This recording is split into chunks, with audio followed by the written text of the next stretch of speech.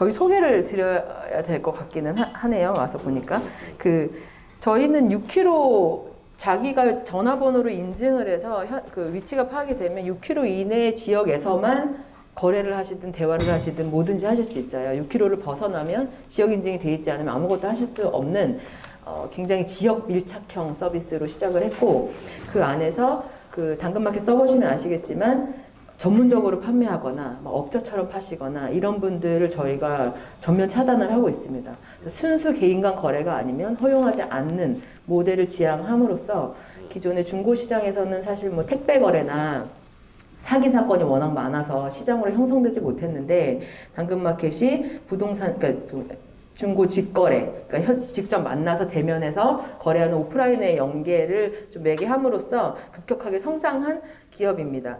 그래서 실제 저희는 그 원하시는 그러니까 내가 해당하는 동에 열어주세요 하면 한 동씩 열었어요. 그래서 전국 오픈이라는 거는 처음에는 없었어요. 그러니까 지역별로 판교에서 시작해서 조금씩 넓혀왔고, 2018년에 저희가 처음으로 전국 오픈이 됐는데, 그때 이후로 급격하게 성장을 해서 지금은 MAU라고 하죠. 월간 순 방문 이용자 수가 1,800만 명이고요. 그 가입자 수가 2,300만입니다. 이 숫자는 페이스북보다도 높고 인스타 정도 되는, 배민보다 조금, 배민이 한 2,000만 정도 되거든요. 배달의 민족이. 네, 그래서 저희의 그 성장 곡선을 보시면 J커브라고 해서, 이 J커브가 가장 아름답다고들 표현을 하는데 이렇게 올라온 케이스고, 그래서 저희 기업 가치가 지금 3조입니다.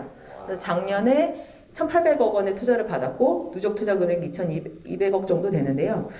이때는 저희가 당연히 이 정도 대규모 투자는 국내에서 이루어지기가 어렵고요. 다 글로벌 투자자라고 보시면 되고, 다 투자를 하고 싶어 하셔서 이 정도 사이즈가 되면 네, 저희가 골라 받을 수 있는, 그래서 투자자에게 막 이렇게 하는 상황은 아니라고 보시면 될 것 같습니다. 그런데 직원 수가 저희가 지금 300명이 채 안 되고요. 올해 600명까지 뽑을 예정인데, 한 1년 전만 해도 100명 정도였어요, 직원 수가. 그러니까 직원 수 한 300명 안 되는 기업, 여기에 CS까지 다 포함되어 있고요. 이 중에서 70~80%가 다 개발자입니다. 그러니까 저희는 기술 기업이고요, IT 기업이고, 영업 이런 건 전혀 없어요. 아예 그 직군 자체가 없고요.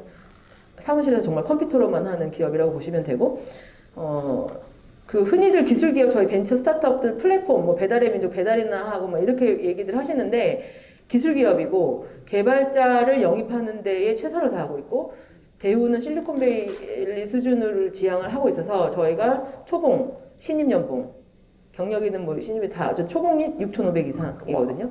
예, 그래서 좀 뽑아주세요. 네.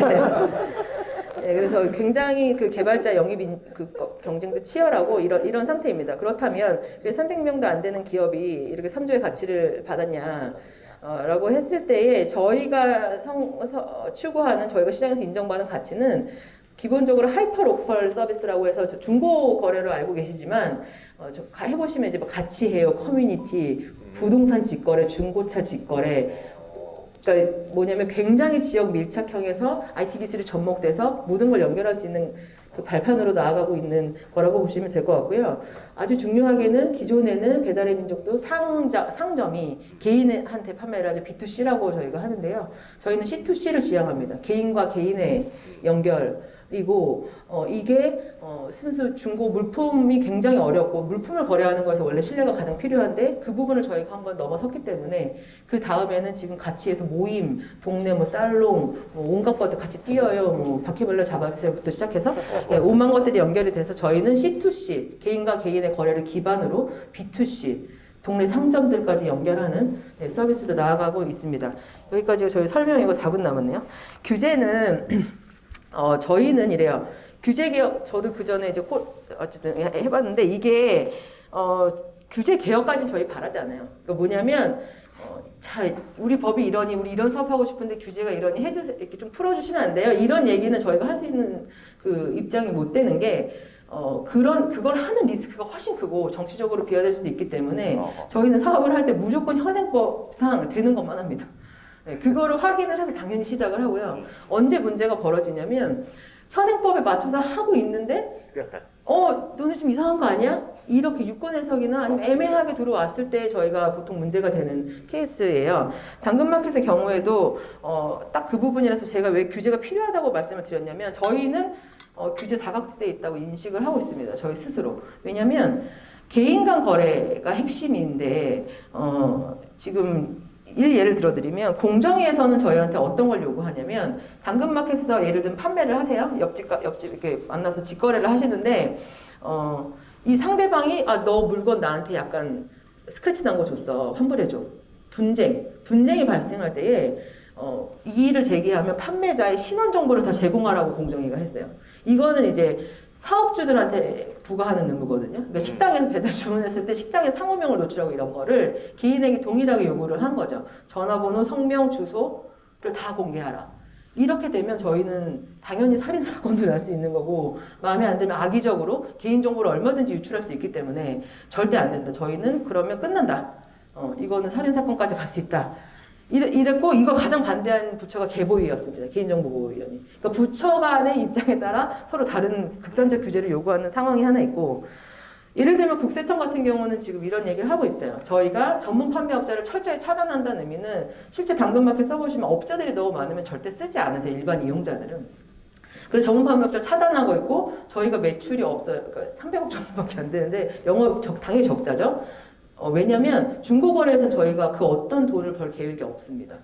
그래서 실제 거래에 따른 비용이 하나도 발생하지 않고 있는데, 문제는 그래서 저희는 고액이 사실 별로 없어요. 저희가 그 비즈니스 모델을 갖고 있지 않기 때문에 그냥 소소하게 거래하는 걸 지향하는데 이제 국세청 입장에서 한 명이든 두 명이든 전문 판매업자가 잠입해서 탈세를 할 가능성도 있으니 전체 이용자의 또 개인정보와 거래 내역을 다 제출해라 이렇게 된 거. 이런 얘기를 하고 있죠. 그럼 저희 입장에서는 우리 직거래하는 걸로 성공했는데 그러면 갑자기 택배 거래하라는 얘기인가? 이렇게 되는 거예요. 모든 결제를 다 의무화시키고 그러면 어르신들 어떻게 들어와서 결제 태우라는 거지? 뭐 이제 이런.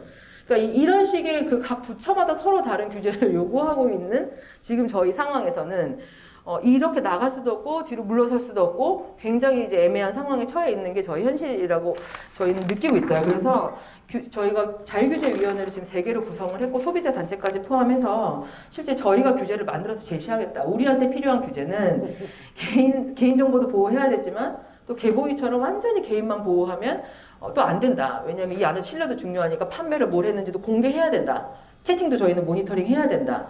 중간 어딘가가 필요하다. 이 얘기를 지금 드리고 있고 그래서 이번 정부가 끝으로 자유규제를 얘기하셨을 때 저희는 굉장히 환영을 하고 있습니다. 단 여기 꼭 말씀드리고 싶었던 게 이 부분인데 저는 자유규제를 하는 거에 있어서 기존에 뭐가 문제였냐면 오히려 입법 규제가 안 되기 때문에 입법 견제가 전혀 안 되잖아요. 그냥 부처가 입맛대로 요구합니다. 저희 자유규제 해보면 가이드라인으로 막 만들어서 그냥 자기 공무원이 하고 싶은 거 다 집어넣어요. 그러면 해당 기업은 국내 기업은 눈치를 볼 수밖에 없습니다.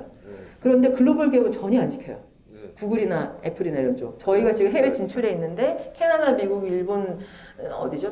다 진출을 했어요. 4개국에, 영국에. 저희 대표가 공동대표인데 지금 아예 캐나다로 이주를 해서 살고 있거든요. 캐나다에서 어떻게든 성공을 해보려고.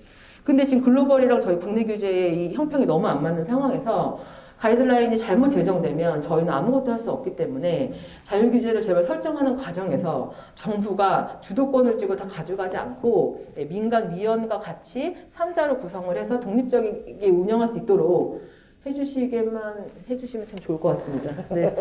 시간이 좀 지났나요? 감사합니다. 원만 지켜달라.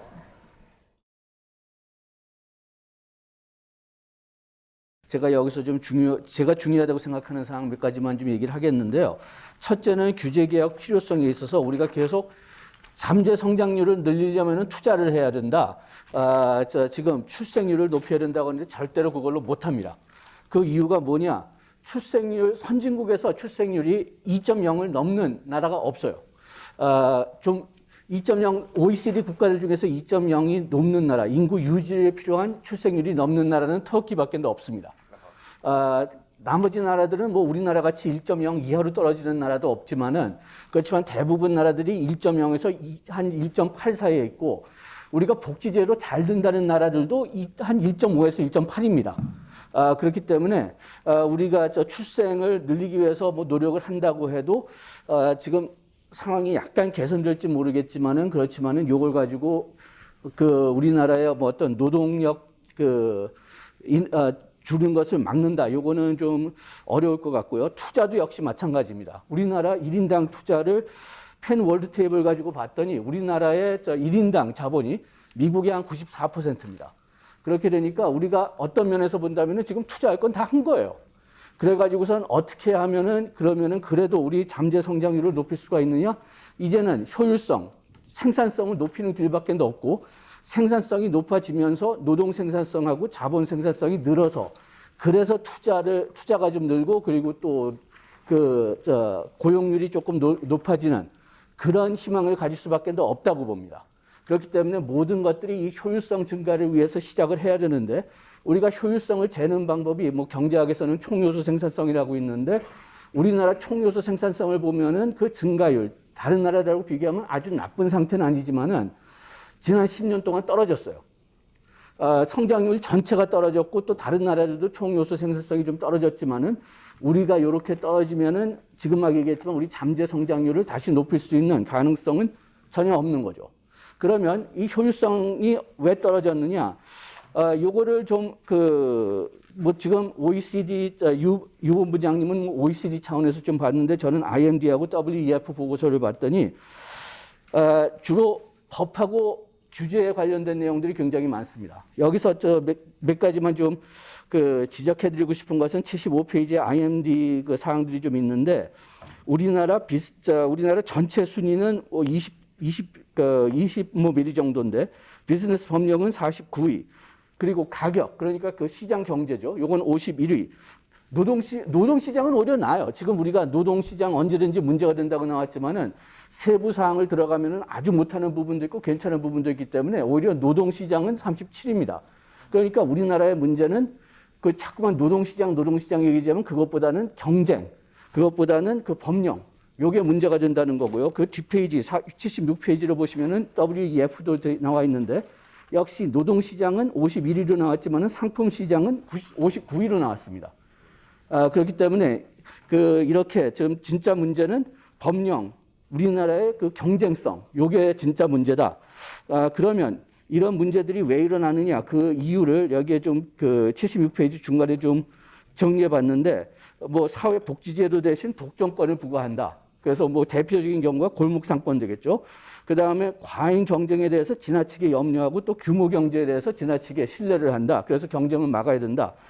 또 일자리 보호를 하기 위해서 오히려 좀비 기업을 만드는 그런 전략을 취하고 있고 정부 주도로 투자를 하고 서비스를 공급해야 되기 때문에 민간 기업을 밀어내고 가격 제한을 하고 또 정부 지도를 하고 그 다음에 사고들이 법적 제도적인 사고 방식이기 때문에 일단은 법을 통과해서 통제해보자. 그런 사고 방식. 그 다음에 빨리빨리 법령과 규제를 세워야 되니까 또 이제 서투른 그런 상황들이 많이 있고 그 다음에 사전 통제를 선호하는 이게 아까 얘기했던 법적 제도 생각하고 좀 관련이 있고요. 그 다음에 요거는 좀 여기서 좀 싫어하시는 분들이 좀 있을지 모르겠는데 강력한 규제를 원하는 것은 또 기업의 수요가 있기 때문입니다. 왜? 강력한 법이나 규제를 통해 가지고서 이렇게 해라 지적을 하면은 자기네들이 뭐 잘못하면은 책임을 회피할 수 있어요. 우리는 법을 따랐다. 우리는 규제를 따랐다. 그렇기 때문에 오히려 신문 같은 데 보면은 요거 규제를 좀 더 엄격하게 해달라. 그런 경우도 볼 수가 있어요. 그런 다음에 규제 수능 이걸 어떻게 지켜야 될까 그건 생각하지 않고 무조건 일단 규제를 통과시킨 다음에 그 다음에 이제 요구하는 그런 사항을 좀 볼 수가 있는데 이런 것들이 우리가 고쳐야 되는 겁니다. 우리가 규제 개혁을 통해서 이런 것들을 고쳐야 되는 건데 그런데 과거에 우리가 규제 개혁할 때 문제점을 본다면 뭐 여기서 지금 뭐 많이 나왔는데 그래서 여기에 지금 11가지 사항을 일단 정리했는데 여기서 좀 몇 가지 진짜 좀 강조해야 될 것은 중복 규제. 우리가 여러 부처 간에 좀 다른 요구 사항이 있다고 했는데 그것 때문에 한 부처에서는 적극적으로 해도 기업들이 느끼기는 좀 어렵다. 그 다음에 이해단체들의 강력한 규제 요구. 여기서는 선의적인 선의적인 사항도 있어요. 국민들을 보호하기 위해서 이런 규제가 있어야 된다. 그런 사람들은 설득시키면 되는데 또 여기서는 제가 악의적이라고 표시했는데 우리의 어떤 이익을 지켜야 된다. 이것은 좀 논리 가지고 안 통합니다. 자기들이 손해보니까. 그 다음에 국민들의 기업 불신은 우리가 맨날 얘기한 내용이고 그 다음에 이런 법이나 규제를 어떤 면에서는 만드는 사람들의 전문성이 부족하고 그 다음에 또 어떤 면에서는 이렇게 만드는 사람들의 전문성이 너무 커요. 그게 무슨 뜻이냐? 규제에 대한 전문성이 규제 만드는 곳에만 있기 때문에 거기서 규제를 만들고 심사하고 집행합니다. 그러니까 우리가 뭐 보통 정부 얘기한다면 체크하고 밸런스가 있어야 되는데 체크 밸런스가 없어요. 이걸 체크할 수 있는 사람들이 전문성이 없습니다. 그리고 이제 역시 오늘이 맞는 규제가 여기 11번인데 오늘 맞는 규제가 내일은 달라질 수가 있어요. 그래가지고선 규제는 지속적으로 개혁을 해야 되는데 뭐 한 번 고치면은 이걸 가지고 그냥 버틴다. 그런 생각이 좀 너무 크기 때문에 그렇기 때문에 규제 개혁이 제대로 되지 않은 사항들을 좀 볼 수 있기 때문에 이걸 어떻게 우리가 이제 규제 개혁을 한다면은 어떤 방법을 써야 될까? 지금 여기서 이 교수님하고 유 본부장님이 여기에 대해서 상당히 많이 말씀하셨습니다. 그런데 제가 여기서 좀 더 하고 싶은 이야기가 하나 있다면은 그러면은 국민 설득이 절대적으로 필요하다는 겁니다. 우리가 규제 개혁한다고 얘기하면은 다 동의를 하는 것 같아도 구체적으로 이런 규제를 바꾸겠다고 하면은 반대가 굉장히 심해요. 왜? 아까 얘기했듯이 선의적인 이유가 앞섭니다. 요거 규제를 없애면은 우리가 오히려 더 위험해지는 게 아니냐, 소비자들이 더 피해를 받는 게 아니냐. 그 다음에 악의적인 이유를 가지고 있어도 선의적인 그런 이유를 포장을 하죠. 그래가지고 어떻게 하면은 국민을 설득해야 될까? 지금 여기 두 분 발표 중에서 제가 지금 가장 좀 걱정되는 게 그 부분이에요. 다 정부 내에서 해결한다면은 그러면은 다음 정권 오면은 또 무너질 수가 있습니다. 그래가지고선 이 규제를 우리가 개혁해도 소비자 보호는 유지된다. 그리고 또 악영향은 다른 방법을 위해서 최대한 줄일 수가 있다. 그런 설득을 해야 되는데 그런 설득이 없으면은 그러면은 다시 규제가 몇 년 지나면은 다시 규제가 강화되는 그런 상황을 보지 않을까. 이게 좀 걱정되는 면이 있고 그렇다면은 역시 좀 기업들이 조금 좀 불쾌하게 생각할지 모르겠지만 우리가 지금 사전 통제보다는 사후 관리가 필요하다고 하죠. 사후 관리 중에서 필요한 게 하나가 민사 소송이나 형사 소송을 통한 엄격한 처벌입니다. 엄격한 처벌하고 처벌이 있어야만 이 처벌을 무서워해 가지고선 기업들이 안전하게 행동을 해요. 또 처벌이 있어야만 내가 감옥 가기 싫어서 어떤 좀 문제 있는 일들은 좀 회피합니다. 그래서 이 처벌이 강화돼야 되고 그 다음에 이게 진짜 처벌받을 만한 일이냐 처벌받지 못할 일이냐 요거를 불법행위법이든 뭐 민사든 형사법을 가지고 판단할 수 있는 사법계가 필요합니다. 그런데 솔직히 얘기해서 그런 사법계가 우리나라에 있는지 좀 걱정됩니다. 재미있는 애넥도트 하나로 시작을 하겠습니다. 제가 얼마 전에 뭐 신문사에서 인터뷰를 하나 규제 개혁 관련돼서 인터뷰를 하나 했는데요. 두 가지가 재밌었어요. 하나는 뭐였냐면 우리 학회가 정말 한 20년 동안 열심히 떠든 보람이 있구나 했던 부분이 뭐냐면 어떤 포럼의 대표가 오늘도 나왔지만 갈라파고스 규제, 중복 규제, 네거티브 시스템 이런 얘기를 막 하더라고요. 그래서 우리 교수들이 우리 규제학과 선생님들이 참 많이 얘기를 했었는데 이게 굉장히 이제 보편화됐구나. 네거티브 규제 모르는 사람이 없더라. 그래서 제가 참 보편화됐구나 해서 한편 기분 좋으면서 또한 제가 오늘 토론문에도 썼지만 느닷없이 a little education is a dangerous thing이 생각나더라고요. 혹시 어설프게 알면 어떠나 이런 생각도 드는데 우리나라 공무원들이 규제개혁 잘 못하는 이유가 어설프게 알아서 그런 거 아니겠습니까? 그 다음에 또 하나 재밌었던 게 인터뷰에서 저보고 정부가 어떻게 하면 기업을 도울 수 있을까요? 그러더라고요. 그래서 아무것도 안 하는 게 돕는 거다, 니네는. 그런 얘기를 했었어요. 그러면서 아무것도 안 한다 그러니까 좀 기사에 쓰기가 뭐하니까 제가 근사한 말을 지금 했더라고요. 경제활동에 과도한 개입을 삼가해야 한다. 간섭하지 말라는 소리죠, 한마디로 말하면. 우리나라의 각종 육성, 지능 이런 법들 가만히 들여다보면요. 정부가 민간에 개입하겠다는 뜻이죠. 그래서 저희 규제학회 선생님들은 지능법이니 육성법이니 이런 거 별로 좋아하지 않습니다. 그리고 우리가 규제개혁 얘기하면요. 그동안 우리가 규제개혁 얘기하면 주로 오늘 우리 이 교수도 얘기를 하셨지만 제도의 얘기를 많이 해요. 더글라스 노스라는 사람이 institution matters. 그래서 뭐 제도라는 게 중요하죠.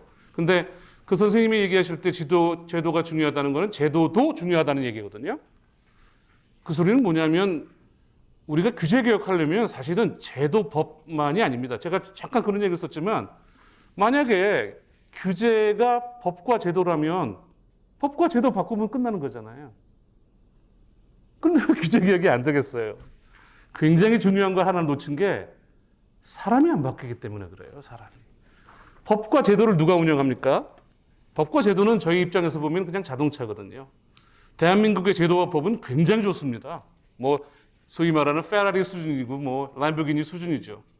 문제는 운전자가 하나도 안 바뀌었어요. 그래서 규제 개혁을 우리나라는 이제 주로 당연히 규제를 다루는 사람이 규제자가 해야죠. 근데 우리나라의 규제자인 공무원들은 규제 개혁해야 할 인센티브가 하나도 없어요. 제가 맨날 인사행정하는 선생님들한테 저도 이제 행정학과에 몸담고 있으니까 당신들 때문이라고 맨날 얘기하는 게 우리나라 인사행정에는 공무원이 열심히 해야 할 아무런 인센티브가 없습니다. 승진도 안 되고요. 월급도 오를 수 없고 그저 조금 옛날에 있었던 거 여행 좀 보내주는 게 있었는데 그 여행 좀 보내주면 또 여행 보내준다고 난리쳐요. 공무원들. 예. 그래서 그런 인센티브가 없기 때문에 우리 규제 개혁이 어렵지 않느냐는 생각이 들었습니다. 그래서 저는 항상 진정 정말 우리가 규제 개혁하려면 사람이 바뀌어야 되고 우리가 공무원들의 이런 인센티브 제도를 바꾸지 않으면 결국은 규제 개혁은 모호하지 않을까라는 생각이 들었어요. 그다음 또 하나는 우리나라의 사건 사고가 터지면 우리는 규제가 강화되는 얘기를 잠깐 하겠습니다. 사실 이거는 제 토론문에 없는데요. 오늘 민식이법 얘기를 우리가 이 교수가 하시길래 우리가 이제 규제 개혁을 자꾸 하자 그러니까 정부에서 무슨 짓을 했냐면 국민들의 생명과 안전에 대한 거는 제외시켜야 된다 이렇게 얘기를 했습니다. 뭐 OECD 이런 것들 들먹이죠. 그러면서 이제 그런데 생각해 보세요. 저희가 먹고 살고 자는 데 있어서 국민의 생명과 안전에 관계되지 않는 일이 있나요? 그 소리는 뭐냐면 안 하겠다는 뜻이죠. 안 하겠다는. 안전은요, 선생님이 잘 아시다시피 안전이 공짜가 아니지 않습니까? 안전에는 굉장히 많은 비용이 들어요.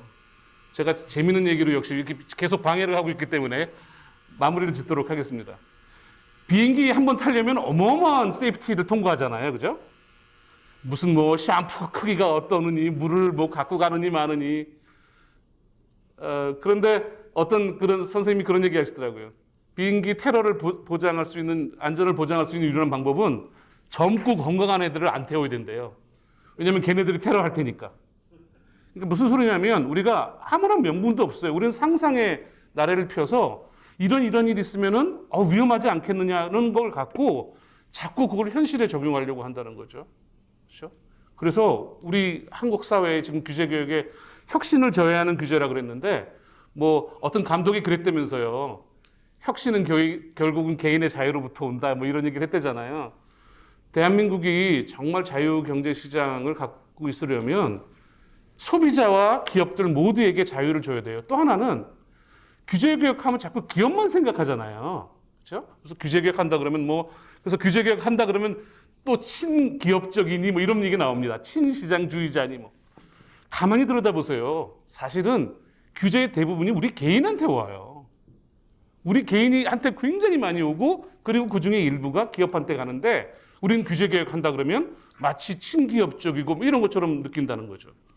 그래서 혁신을 저해하는 규제가 여러 가지 있겠지만 그것을 어떻게 혁파할 것인가 저는 사람을 벌써 바꾸지 않으면 어렵다고 생각합니다. 예, 감사합니다. 저는 이제 서울대학교 병원에서 암 환자를 이제 진료하고 있기 때문에 의료 현장에서 어떤 규제들이 지금 어떻게 작동하는가 또 어떻게 개선돼야 되는가에 대해서 좀 말씀드리겠습니다. 그러니까 의료라는 게 이제 전통적으로 아주 규제가 점철되어 있는 서비스 산업이죠. 그 중에서 이제 뭐 1, 2, 3차 의료기관을 정해놓고 의료 전달 체계라는 그런 규제가 있는데 우리나라는 사실은 이 부분이 제대로 작동하지 않습니다. 누구나 내가 뭐 원하면 서울대병원, 삼성서울병원을 갈 수 있죠. 그렇기 때문에 우리나라의 의료가 굉장히 발전을 했습니다. 그게 뭐냐 하면 병원, 의원 간에 사실은 서로 경쟁을 엄청나게 심하게 하고 있고요. 그러면서 이제 굉장히 최신 장비, 최신 의료 기술들을 다 도입을 하고 있습니다. 그러면서도 코스트는 미국의 한 3분에서 한 10분의 1 정도, 그 정도로 유지하고 있는 나라죠. 그러니까 사실 이게 만약에 제대로 작동을 했다 그러면 역시 아주 그냥 공무원처럼 의사들도 이제 놀고 먹고 편하게 그러고 있었을 거라고 생각하고 있습니다. 그런데 이제 문제는 이제 이러한 것들이 다른 규제들에서는 굉장히 엄격하게 작동을 하고 있다는 거죠. 그 뭐 대표적인 예가 이제 원격 의료죠. 원격 의료는 사실은 뭐 제가 레지던트 할 때부터 뭐 거의 시작해서 20년도 훨씬 넘은 얘기입니다. 그때부터 지금까지 시범 사업만 하고 있었습니다. 그 이유는 결국은 공급자 쪽에, 즉 대한의사협회를 비롯한 또 굉장히 특이하게도 시민단체에서 상당히 극렬히 반대를 했던 부분 중에 하나입니다. 그러니까 의료상업화라는 이런 프레임을 만들어가지고 반대했었습니다. 뭐 물론 공급자는 이해를 할 수가 있습니다. 그런데 최근에 와서 이게 갑자기 풀어질 수밖에 없는 상황이 됐죠. 코로나. 그래서 비대면 진료라고 이름을 그때 바꿨습니다. 원격 의료라고 하면 엄청 반대를 또 붙였기 때문에 뭐 눈 가리기가 왕이지만 이제 비대면 진료라는 걸 시작했고, 그러면서 이제 그동안에 기다렸다듯이 닥터나우, 올라케어 해가지고 뭐 10몇 개의 앱들이 쏟아져 나왔고요. 저도 그걸 이용해 봤습니다. 근데 너무 편한 겁니다. 그러니까 제가 뭐 감기약을 처방받는데 뭐 전화 통화 하나로 제가 원하는 감기약을 집에까지 택배로 오는. 그러면 사실 그동안의 반대는 뭐였냐면 이 원격 의료를 하면 사람들이 죽어나가는 것처럼 얘기했었어요. 그러니까 얼마나 이거 위험한 일이냐. 그런데 실제로 지금 거의 1000만 건이 이루어졌는데 그런 일은 전혀 없습니다. 문제는 이게 이제 다시 코로나가 끝나가면 이걸 이제 되돌리려고 이제 하는 거거든요. 그런데 이제 지금은 이제 분열이 좀 됐습니다. 그 이유가 뭐냐면 사실 기득권 공급자는 규제를 가지고 먹고 사는 거죠. 그러니까 아주 몫이 좋은 지하철 역세권에 있는 개원 의사들, 시니어 의사들은 이 원격 의료가 되면 굉장히 피해를 보는 거고요. 그 대신 이제 막 졸업해가지고 개업을 해가지고 몫이 좋은 데는 이미 다 찾고, 그래서 약간 변두리 지역에서 개업하신 젊은 의사 입장에서는 이걸 이용하기 굉장히 좋아요. 그래서 저도 지금 올라케어를 썼을 때 바로 송파구에 있는 어떤 젊은 가정의학과 선생님이 바로 연결이 돼서 그렇게 왔거든요. 그래서 이제 내부 분열이 사실은 좀 일어났고요. 이런 거를 잘 이용을 해가지고 저는 이제 앞으로 이제 이 원격 의료는 전체 디지털 헬스케어의 아주 일부분에 지나지 않습니다. 그래서 이 부분은 이제 소비자들이 들고 일어나야 될 얘기입니다. 그러니까 제가 이제 소비자들하고 특히 한국소비자연맹하고 같이 이제 많은 활동을 하고 있는데요. 그 이유가 이런 것들을 보니까 공급자들이 규제를 하면서 늘 으름장을 놓죠. 그러니까 안전에 문제가 있다. 국민 권익을 보호하기 위해 했다. 그렇지만 저같이 의사가 내부에서 보면 그거는 아주 빙산의 일각에 불과하고 소비자가 얻을 수 있는 혜택은 무지 많은데, 디지털 헬스케어 같은 경우에. 그런데 정작 소비자는 아직도 저희가 받아보지 못한 미래 혜택에 대해서는 잘 몰라요. 그러다 보니까 당장 줬던 걸 뺐으면 뭐 난리를 치지만 안 준 거를 그냥 안 주고 있으면 여전히 가만히 있다는 그런 특징이 있어서 그거를 제가 이제 운동을 하는데 다행히도 이제 비대면 진료는 줬던 걸 이제 뺏어야 될 입장이기 때문에 이제는 소비자에 나서서 안 뺏기도록 하면 되겠다, 이런 이제 생각을 하고 있고요. 사실 이제 거기에서 사실 성공적인 사례가 하나 있습니다. 대한의사협회보다 더 강력한 이익단체가 대한약사회인데요. 이 스물레시온 편의점에서 지금 뭐 여러분들 타이레놀을 구입하거나 뭐 각종 뭐 감기약 뭐 어떤 뭐 이런 거 구입하는 게 되게 지금은 당연시 돼 있었지 않습니까? 그게 이제 2012년 그 이전에는 불법이었죠, 당연히. 그거를 반대를 끊임없이 대한약사에서 했고, 많은 사실 소비자 단체에서 아름아름 이런 것들을 운동을 해왔음에도 불구하고 안 됐던 게 2012년에 이제 그 연대를 만듭니다. 소비자 단체, 시민 단체가 각 지역별로. 그러면서 이제 국회의원들을 설득하기 시작하니까 이 국회의원 입장에서는 처음에 그냥 약사회에서만 계속 로비를 하니까 약사회 편을 들어주다가 이 지역에 있는 시민 단체들이 다 연대를 하니까 이게 표가 이쪽으로 쏠리는가 보다 해가지고 이제 그 얘기를 듣고 결국 입법화 시켜서 통과시킨 거죠. 그러니까 결국은 제가 보면 이러한 소비자 중심의 규제 철폐는 소비자들이 교육이 제대로 돼야 되고요. 그분들이 연대를 해서 결국 표가 움직일 수 있겠다라는 거를 국회의원들한테 심어주고 그 과정에서는 사실은 언론 플레이를 굉장히 잘 해야 된다고 이렇게 생각하고 있습니다. 사실은 이제 제가 신경 내분비 종양으로 스티브 잡스가 걸렸던 암 환자를 보고 있는데요. 이 과정에서 사실은 독일과 제가 말레이시아로 외국 환자를 굉장히 많이 보냈습니다. 국내에서는 그 약이 도입이 안 됐어요. 여러 가지 규제나 이런 것 때문에. 그런데 제가 어떤 일을 했냐 하면 환우회를 만들어 달라. 환자들한테. 제가 전국에 한 200여 명을 제가 보고 있는데 환우회를 만들었고요. 그분들이 계속 제가 메이저 언론들 계속 만나도록 연결을 해줬습니다. 그래서 뭐 여기 있는 한국경제도 실어줬었고요. 뭐 온갖 뭐 MBN, 뭐 KBS, SBS 계속 나가서 열몇 차례를 떠들었더니 결국은 식약처도 움직이고 건강보험공단도 움직이고 그래서 지금 보험급여까지 국내 도입해서 보험급여까지 됐죠. 그래서 그러면 그 과정에서 이제 양승조 당시에 보건복지 그 위원장님이 큰 도움을 줬고요. 그것도 다 이제 언론하고 다 연결해가지고 환자단체와 찾아가서 얘기를 했던 거라서 저는 이것도 전략이 필요한다고 생각합니다. 소비자가 규제를 어떤 식으로 소비자한테 유리하게 할 수 있는 이 법을 고칠 수 있는 전략, 그걸 제대로 활용했으면 좋겠습니다. 네.